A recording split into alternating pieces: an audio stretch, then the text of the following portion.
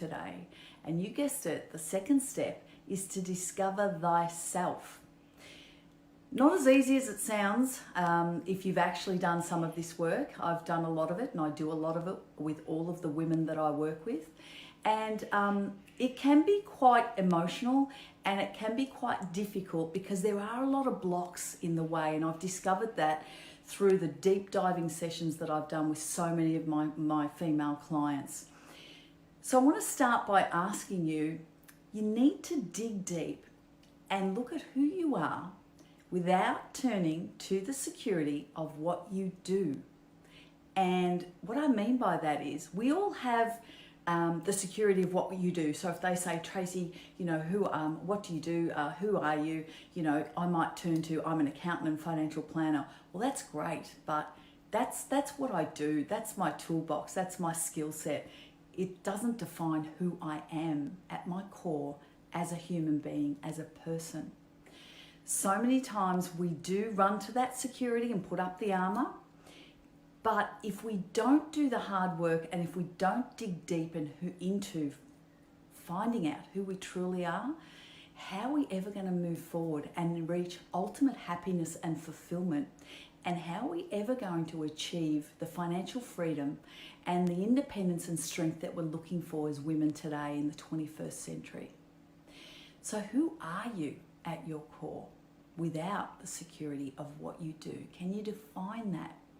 And where are you right now in your life? Where are you? Are you where you thought you'd be?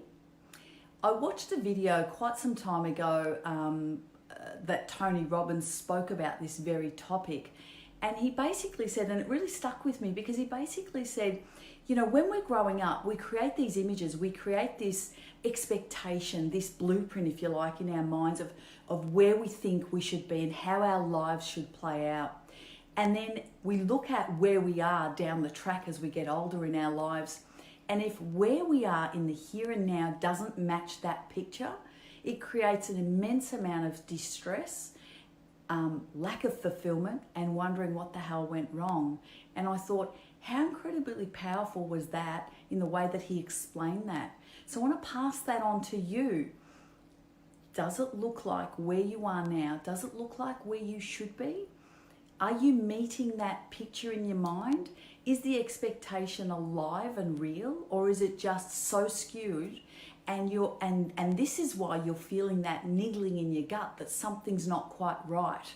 Everything seems okay, but I'm not fulfilled. I'm not living my dream. I'm not living my destiny. Why am I so ungrateful? I should be happy. Any of these questions resonating with you? I would say there's a mismatch in the picture that you've got and the reality of where you are. So where are you right now is another important question to look at. And in order to discover, you might be saying, well, Trace, how do I discover? How do I discover who I am? Tough questions, and you've got to do it. You've got to do it with honesty, openness, and you've got to have the courage to dig deep and unearth those things. Because a lot of the time, as we grow up, we manage the way that we are. We manage our responses, we manage the person that we've become. Subconsciously, I guess, we adapt to our environment, we adapt to the externals, and we don't want to rock the boat, and we maintain the status quo because it's easier, right? I don't want you to do that anymore, because maintaining the status quo doesn't actually allow you to live your full life. And this is the 6-step process to kicking it in the butt, yeah? So step number 2 is the discovery piece. Here's a couple of things you can ask yourself to uncover, to work out who you truly are. What are some of the things that you see in life that are absolutely frustrating to you? Some of the things that you're fearful of, or what inspires you? What do you watch, what do you see, what do you hear that frustrates the hell out of you and you wish you could change it? There it is.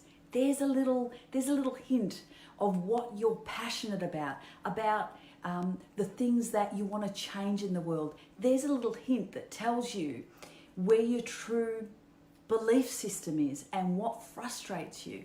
There's little signs that you need to unearth and dig deep below the surface to unearth these things and be truthful to working out how you're going to discover who you are. And it's okay. I'm giving you permission to do that. You don't have to be like everyone else. You don't have to abide by the status quo. How do you want to be remembered by your family and those around you and people that knew you? And what legacy do you want to leave behind? What's important to you in your life? And I'm talking about you. I'm not talking about your husband or your partner or your kids or what mum and dad said and what your sisters believe.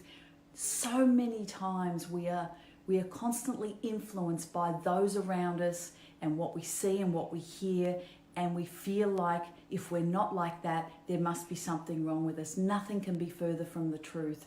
This is the time for us as women to be brutally honest about who we are and what we want. And how difficult are those two questions?